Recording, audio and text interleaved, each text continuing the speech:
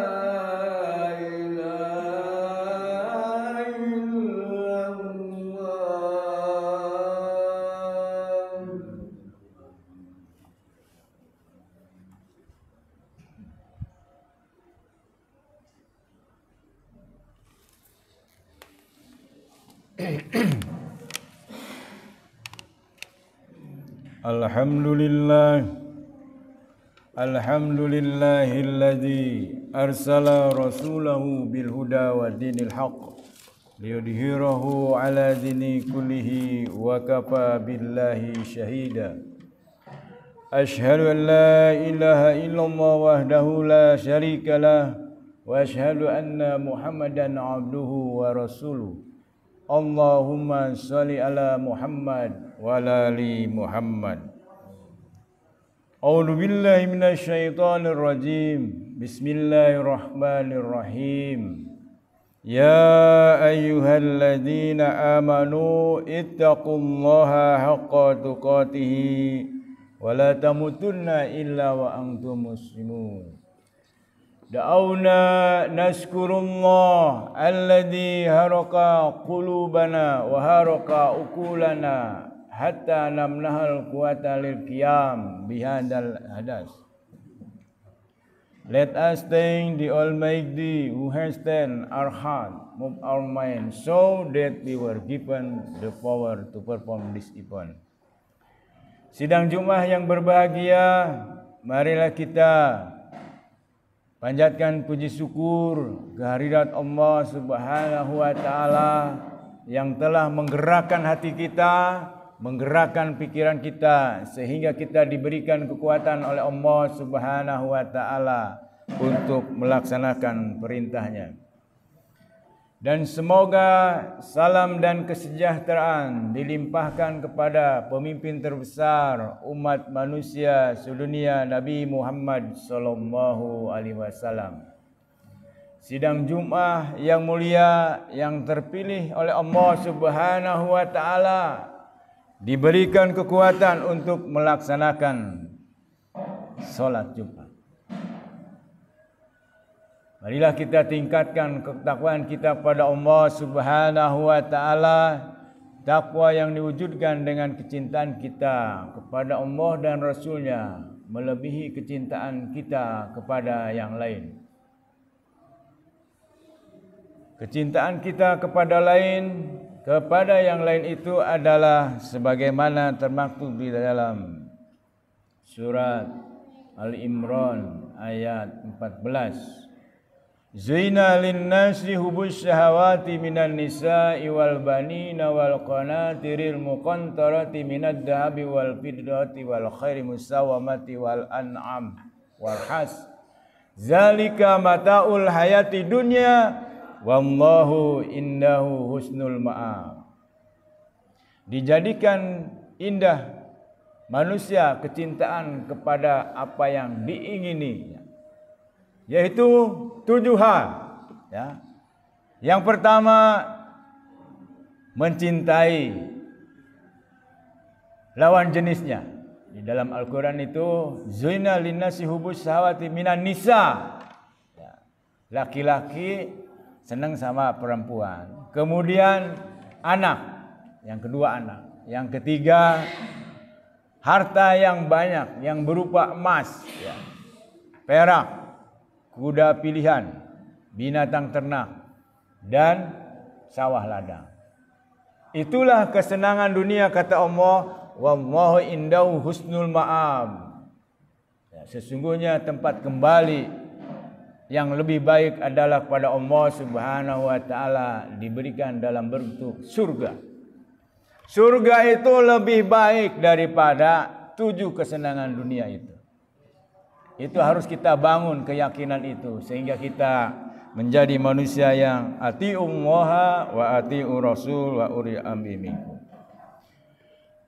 A'udzu billahi minasyaitonir rajim. Bismillahirrahmanirrahim. Ya ayyuhalladzina amanu ista'inu bis-sabri was-shalah innallaha ma'as sabirin.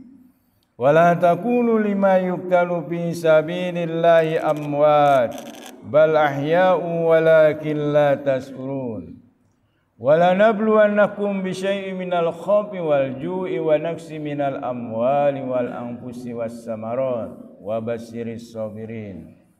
Alladzina idza asabatuhum musibah qalu inna lillahi wa inna ilaihi raji'un. Sidang Jumat yang berbahagia, pada hari ini kita membahas tentang bagaimana mengubah kemiskinan menjadi kekayaan. Di dalam Al-Quran tersebut kata miskin itu ada di 12 ayat. Ya. Ada 12 ayat. Dan menurut penelitian yang dilakukan oleh namanya Semeru yang dipublikasikan oleh Hilmi Yahya, bahwa orang miskin berasal dari orang tuanya yang miskin pula sebanyak 40%. 40%. Si A miskin karena orang tuanya miskin, itu jumlahnya 40%. Berdasarkan penelitian. Nah, kita bahas tentang siapakah orang miskin, bagaimana mengubah kemiskinan menjadi kekayaan atas ridha Allah Subhanahu wa taala. Yang pertama ingin saya sampaikan 2 teori kemiskinan. Kemiskinan itu ada 3. Kemiskinan struktural adalah kemiskinan yang terjadi pada diri seseorang karena kebijakan pemerintah di negaranya tidak membangun atau tidak bisa mengubah kemiskinan menjadi kekayaan, atau bahkan yang tadinya berpendapatan bagus menjadi rendah. Salah satu contohnya tempo hari adalah pemerintah membuat kebijakan di mana rotan itu yang dulu menjadi kejayaan di Plumbon, rotan bahan baku menjadi barang jadi berupa kursi, meja, and so on. Ya. Kemudian pemerintah mengubah kebijakan mengekspor bahan baku ke luar negeri. Oleh karena itu, barang-barang yang diproduksi yang tadinya diekspor ke luar negeri tidak laku. Akhirnya bangkrut perusahaan-perusahaan rotan di Plumbon dan sekitarnya. Rotannya ada di Kalimantan, tanamannya, tapi yang membuatnya di Plumbon. Itu yang dinamakan dengan kemiskinan struktural, kemiskinan yang disebabkan kebijakan yang salah yang dilakukan oleh pemerintah dalam satu negara. Kemudian yang kedua, kemiskinan natural. Natural itu alam, kemiskinan yang disebabkan oleh alam di sekitar dia, di mana dia hidup itu tidak mendukung ya tercapainya menjadi orang kaya. Tandus. Ya. Seperti kita lihat beberapa puluh tahun yang lalu sekarang hampir tidak ada. Itu jambu gendong itu berasal dari Kudus karena di sana tidak bisa mencari uang, lalu dia hijrah. Itu yang kedua. Yang ketiga, kemiskinan budaya yang disebabkan oleh karakter manusianya itu karakter orang miskin. Ya, struktural, natural, dan kultural. Jadi yang ketiga itu kemiskinan kultural. Kemiskinan yang disebabkan oleh orang itu tidak punya karakter kaya. Apa itu karakter kaya? Karakter kaya adalah dia hemat, dia kerja cerdas, ya, kemudian tekun, ulet dan sebagainya. Kemudian teori yang kedua adalah seorang bayi baru lahir itu bisa diprediksi, bisa diramalkan, bukan diramalkan seperti dukun. Apakah dia menjadi orang kaya atau miskin di kemudian hari itu bisa dilihat dengan 3 hal. 1, apakah orang tua bayi itu memiliki modal, memiliki uang untuk mensekolahkan bayi tersebut, sehingga bayi tersebut di kemudian hari mempunyai keahlian. Ya. Keahlian itu yang menyebabkan dia menjadi orang kaya. Itu yang pertama. Yang kedua, bisa dilihat kira-kira warisan yang akan diberikan kepada bayi itu berapa besar sehingga dia akan menambah keahlian bayi itu ketika dewasa. Warisan, Pak. Warisan yang akan kepemilikan orang tua bayi itu yang akan diwariskan ketika orang tuanya meninggal. Kemudian yang ketiga, ini diberikan kepada siapapun kecuali bayi yang idiot adalah kecerdasan. Kecerdasan menurut Howard Gardner itu ada 8 jenis kecerdasan, ya, yang waktunya kurang cukup kalau dijelaskan secara mendalam. Tapi secara garis besar adalah kecerdasan itu seperti pelajaran-pelajaran yang ada di sekolah SD sampai SMA. Ya, matematika, bahasa, ya, kemudian olahraga dan seterusnya. Itu. Kemudian selanjutnya, siapakah orang miskin itu? Kalau kita merunut pada hukum zakat, salah satu harta yang harus dijakatkan adalah emas. Barang siapa yang memiliki emas sebanyak 85 gram dalam 1 tahun itu, maka dia wajib zakat.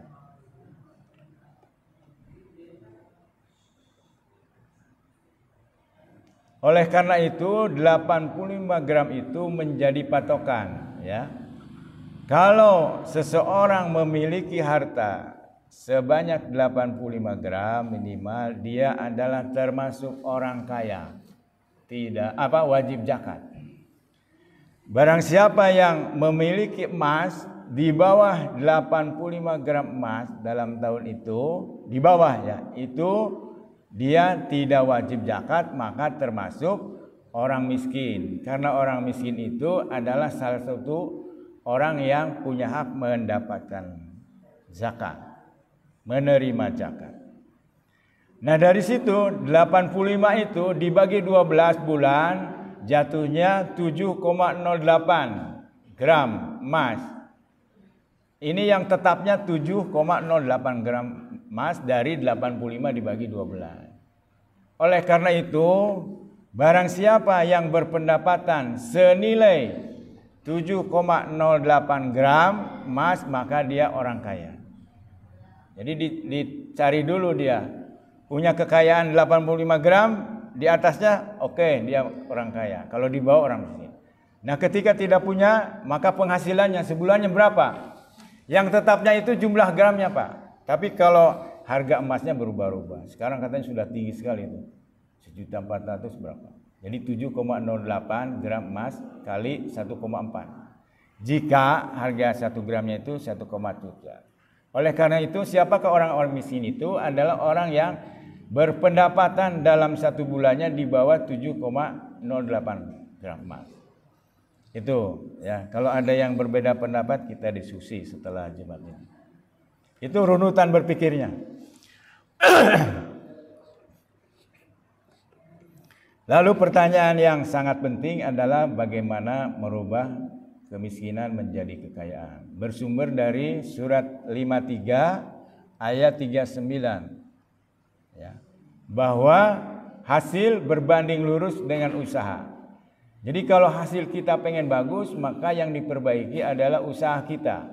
Usaha yang melibatkan Allah Subhanahu wa taala, wa basyiris sabirin. Ya, Allah beserta orang-orang yang sabar. Kemudian yang kedua, usaha yang melibatkan teknologi yang terakhir. Kita menyaksikan teman-teman saudara kita yang kehilangan penghasilan karena berkembangnya teknologi. Ya, sebut saja yang berprofesi tukang beca terkalahkan dengan Grab, Gojek dan seterusnya. Jadi kita harus mengikuti perkembangan teknologi terakhir. Dan Islam mengajarkan selalu membaca dan membaca. Nah, itu. Kemudian yang kedua, Al-Baqarah 186 isinya adalah kalau doa kita ingin dikabulkan, maka 2 hal yang dilakukan. Yang pertama, beriman kepada Allah, dan yang kedua, laksanakan perintah Allah Subhanahu wa taala. Seorang ahli tafsir menyampaikan bahwa kalau kita hanya melakukan doa, itu seperti Tuhan disuruh bekerja sendirian. Kalau hanya doa. Begitu juga sebaliknya. Ya. Kalau hanya usaha, itu orang sombong. Dikira sesuatu yang didapatkan oleh dia itu hanya kemampuan dia. Oleh karena itu harus doa dan usaha. Itu. An-Najm ayat 39 surat ke-53, Al-Baqarah surat kedua ayat 108. Nah, kita ini umat Islam ya, karena tidak berilmu ya, kurang berilmu dan kurang cinta belajar, maka ya sebagian termasuk orang miskin. Jadi nanti kita bisa pulang dari sini menghitung penghasilan kita sebulannya berapa. Jadi yang terakhir, bagaimana supaya kekayaan menjadi kemiskinan menjadi kekayaan, itu surat itu. Yang pertama doa, yang kedua usaha. Usaha yang melibatkan Allah Subhanahu wa taala dan usaha yang menggunakan teknologi yang terakhir. Kemudian di dalam salah satu surat Islam mengajarkan bahwa kita harus berprinsip bahwa setelah kesulitan itu ada kemudahan. Bahkan Umar bin Khattab menafsirkan 2 ayat ini, 1 kesulitan, 2 kemudahan. Oleh karena itu kita sebagai umat Islam harus optimis di dalam membangun kehidupan. Kejar, kuasai ilmu dan teknologi. Sertakan Allah Subhanahu wa taala di dalam usaha kita. Barakallahu li wa lakum.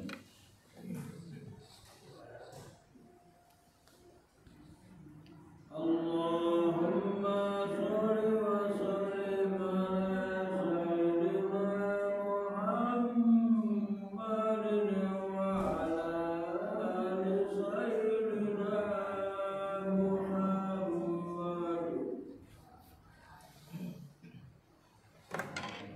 Alhamdulillah. Alhamdulillahilladzi arsala rasulahu bil huda wa dinil haqq liyudhhirahu ala dini kullihi wa kafa billahi syahida. Asyhadu an la ilaha illallah wahdahu la syarika lah wa asyhadu anna Muhammadan abduhu wa rasuluh. Allahumma shalli ala Muhammad wa ala ali Muhammad. Allahumma ighfir lil muslimina wal muslimat wal mu'minina wal mu'minat al ahya'i minhum wal amwat. Allahumma la tu'akhidna in nasina aw akhtana. Rabbana wa la tahmil alaina isran kama hamaltahu ala alladhina min qablina. ربنا ولا تحملنا ما لا طاقة لنا به واعف عنا واغفر لنا وارحمنا أنت مولانا فانصرنا على القوم الكافرين اللهم اغفر لي ولوالدي وارحمهما كما ربياني صغيرا ربي هب لي من الصالحين ربي هب لي من الصالحين ربي هب لي من الصالحين ربنا آتنا في الدنيا حسنة وفي الآخرة حسنة وقنا عذاب النار سبحان ربك رب العزة عما يصفون والسلام والحمد لله رب العالمين. أقم الصلاة.